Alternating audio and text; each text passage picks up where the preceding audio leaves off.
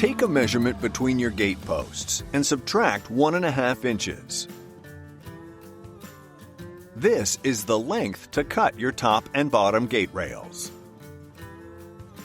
Lay the left side channel with the opening facing right onto a flat working surface. Insert the bottom left corner of the bottom rail with the tongue facing up, so that the left end of the rail reaches the inside back wall of the side channel, creating an L shape.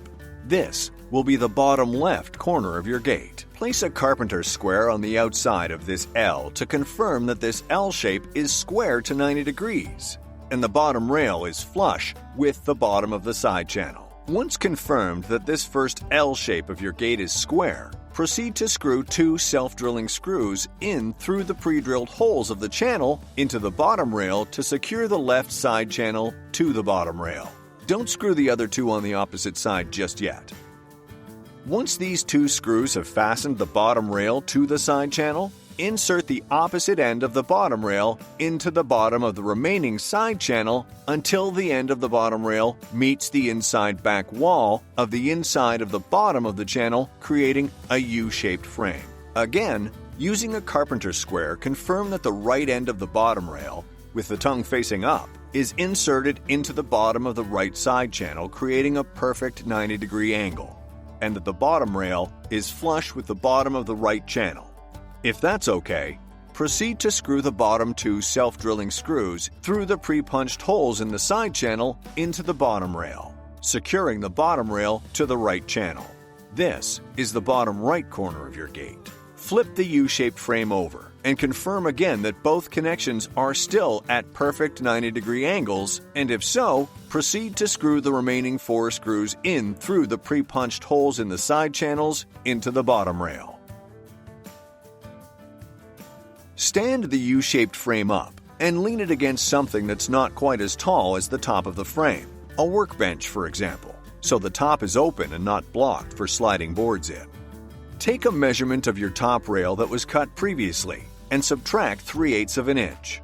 This is the measurement to cut your first gate board. Note, boards need to be 3/8 of an inch shorter than the top and bottom rails to allow for thermal expansion of the boards.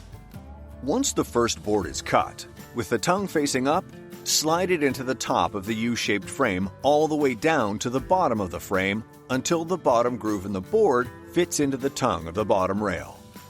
If this first board fits nicely with a bit of wiggle room from side to side, then proceed to cut the remaining 10 boards and slide them into the frame the same as the first board. Once all 11 boards have been inserted into the frame, insert the top rail, with the groove facing down to catch the tongue of the top board, into both top ends of the side channels, and squeeze the side channels toward each other, so the ends of the top rail touch the inside back wall of both channels. Once the top rail has been inserted into the side rails, check again for squareness, and proceed to screw in the self-drilling screws through the pre-drilled holes and into the top rail, the same as was done for the bottom rail.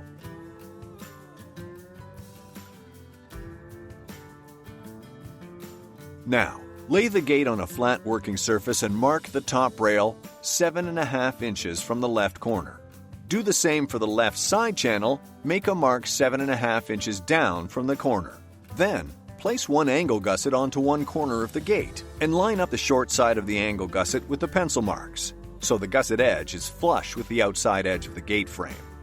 Once the corner gusset is aligned with the corner of the gate, screw the self-drilling screws in through the pre-drilled holes into the top rail and side channel accordingly.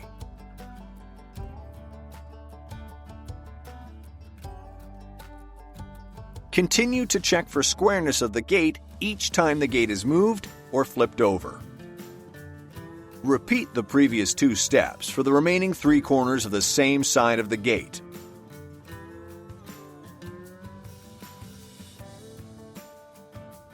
And then flip the gate over and install the 4 gussets on the opposite side of the gate as well.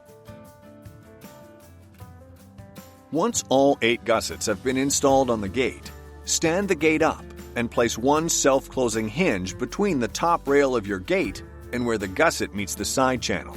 Fasten this hinge to the gate frame using the self-drilling screws included into the 4 holes that meet the aluminum frame and one wood screw that drills into the board. Repeat the previous step to install the bottom hinge onto the gate. Once the hinges have been installed, stand the gate up and place it next to the gate post that it will be hung on, and shim up the bottom of the gate with some remaining boards or cutoffs until the gate height is aligned with the fence height. Once aligned and level, confirm there is approximately 5/8 to 3/4 of an inch between the latch side of the gate and the gate post. Then, proceed to fasten the gate hinges to the gate post with the self-drilling screws provided in the hinge bag.